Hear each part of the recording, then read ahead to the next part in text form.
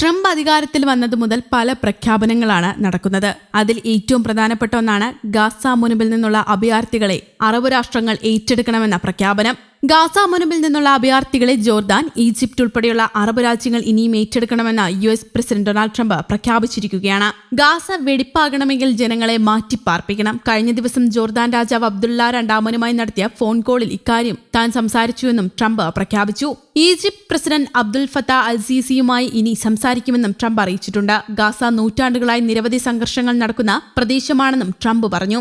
നിരവധി പേരാണ് മരിച്ചു വീഴുന്നത്. ആകെ തകർക്കപ്പെട്ടിരിക്കുകയാണ് ആളുകൾ. അവിടെ ജീവിക്കുന്നത് സങ്കീർണമായ അവസ്ഥയിലാണ്. അവരെ മാറ്റി പാർപ്പിക്കേണ്ടത് അനിവാര്യമായതിനാൽ അറബ് രാജ്യങ്ങളുമായി താൻ ചർച്ചകൾ ഇനിയും നടത്തുമെന്നും ട്രംപ് അറിയിച്ചിട്ടുണ്ട്. കുടിയേറ്റക്കാർക്കായി വീടുകൾ നിർമ്മിക്കുമെന്നും ട്രംപ് കൂട്ടിച്ചേർത്തു. അതേസമയം റഷ്യക്കെതിരായ യുദ്ധത്തിൽ ഉക്രൈന് നൽകിവരുന്ന സഹായം മരവിപ്പിച്ച അമേരിക്കൻ പ്രസിഡന്റ് ഡൊണാൾഡ് ട്രംപ് 2022 മുതൽ തുടരുന്ന യുദ്ധത്തിൽ ഉക്രൈന് വൻതോതിൽ ആയുധങ്ങളും ധനസഹായവും നൽകിയിരുന്നത് അമേരിക്കൻ സർക്കാരായിരുന്നു. എന്നാൽ ഉക്രൈന് നൽകുന്നതടക്കം എല്ലാ വിദേശ സഹായങ്ങളും മരവിപ്പിക്കാനാണ് ട്രംപ് സർക്കാരിന്റെ നിലവിലെ തീരുമാനമെന്ന് US state secretary Marco Rubio പുറത്തിറക്കിയ മെമ്മോയിൽ പറയുന്നു. ഇസ്രയേലിനുള്ള സഹായം തുടരുമെന്ന് മെമ്മോയിൽ വ്യക്തമാക്കിയിട്ടുണ്ട്. ഇസ്രയേൽ ഗാസയിൽ നടത്തിയ നരനായാട്ടിന് എല്ലാ സഹായവും നൽകിയത് അമേരിക്കയാണെന്ന് ആഗോളതലത്തിൽ വിമർശനം നിലനിൽക്കുമ്പോഴാണ് ഇനിയും പിന്നോട്ടില്ലെന്ന് ട്രംപിന്റെ പ്രഖ്യാപനം വരുന്നത്. 1979 ഇസ്രയേലുമായി സമാധാന ഉടമ്പടി ഒപ്പുവെച്ചത് മുതൽ ഉദാരമായി US പ്രതിരോധ ധനസഹായം ലഭിച്ചു വരുന്ന ഈജിപ്തിനുള്ള സഹായവും ട്രംപ് തുടരുമെന്നും വ്യക്തമാക്കിയിട്ടുണ്ട്. വിദേശ സഹായം കർശനമായി നിയന്ത്രിക്കുമെന്ന് അധികാരത്തിലെത്തിയതിന് പിന്നാലെ ഡൊണാൾഡ് ട്രംപ് നിലപാടെടുത്തിരുന്നു. 90 ദിവസത്തേക്ക് വിദേശ സഹായം താൽക്കാലികമായി നിർത്തിവയ്ക്കുന്ന എക്സിക്യൂട്ടീവ് ഉത്തരവിൽ ട്രംപ് ഒപ്പുവച്ചിട്ടുമുണ്ട്. എല്ലാ വിദേശ സഹായങ്ങളും 85 ദിവസത്തിനകം ആഭ്യന്തര അവലോകനം നടത്തണമെന്നാണ് പുതിയ തീരുമാനം. അതുവരെ ഒരു ധനസഹായങ്ങൾക്കുമായി ഫണ്ട് അനുവദിക്കില്ലെന്ന് US സ്റ്റേറ്റ് സെക്രട്ടറിയുടെ മെമ്മോയിൽ പറയുന്നു.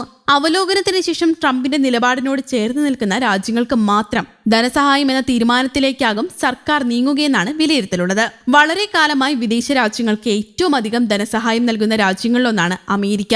Organisation for economic cooperation and ഡെവലപ്മെന്റിന്റെ കണക്കനുസരിച്ച് 2023 US 55 ലക്ഷം കോടി രൂപയിലധികമാണ് വിദേശ രാജ്യങ്ങളെ സഹായിക്കാനായി നൽകുന്നത്. എന്നാൽ ട്രംപിന്റെ പുതിയ നയം നിലവിൽ വരുമ്പോൾ സുഡാനും സിറിയയും ഉൾപ്പെടെ ലോകമെമ്പാടും പ്രതിസന്ധി നേരിടുന്ന രാജ്യങ്ങൾക്കുള്ള ഭക്ഷ്യസഹായം ഉൾപ്പെടെ നിർത്തലാക്കുകയാണ്. ഇതുകൂടാതെ യമനിലെ ഹൂതികളെ വിദേശ ഭീകര സംഘടനയായും ട്രംപ് പ്രഖ്യാപിച്ചിരുന്നു.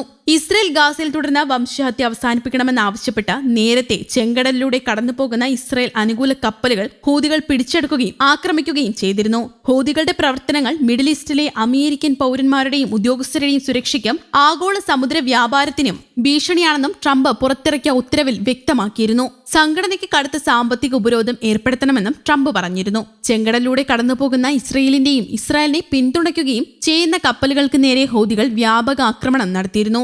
2 കപ്പലുകൾ മുക്കുകയും 1 കപ്പൽ പിടിച്ചെടുക്കുകയും ചെയ്തിരുന്നു. അതേസമയം 2023 നവംബറിൽ പിടിച്ചെടുത്ത ചരക്ക് കപ്പലിലെ ജീവനക്കാരെ ഹൂതികൾ മോചിപ്പിച്ചിരുന്നു.